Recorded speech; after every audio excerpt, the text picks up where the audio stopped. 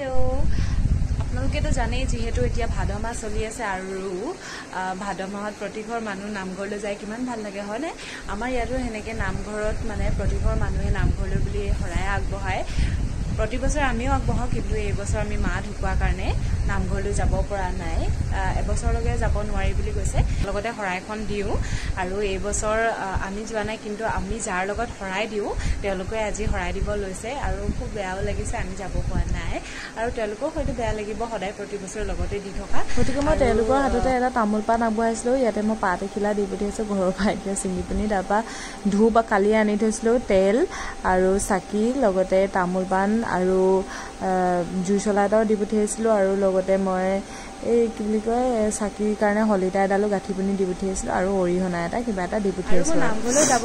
নাই পোৱা হয় কিন্তু মই সদায় প্ৰসাদ খাবলৈ পাওঁ মোলৈ সদায় নামঘৰৰ মানুহে প্ৰসাদ দি পঠিয়ায় আৰু মোৰ বহুত ভাল লাগে নামঘৰলৈ নোযোৱাকৈ মানে নামঘৰলৈ যোৱা ফিল্ডটো লৈ আছোঁ আৰু এইফালে মানে নাম লৈ থকা আমাৰ ঘৰৰ পৰা পূৰা শুনিয়ে থাকি গতিকে মানে যোৱা নিচিনাই হৈ আছে বুলিয়ে মই ভাবোঁ আৰু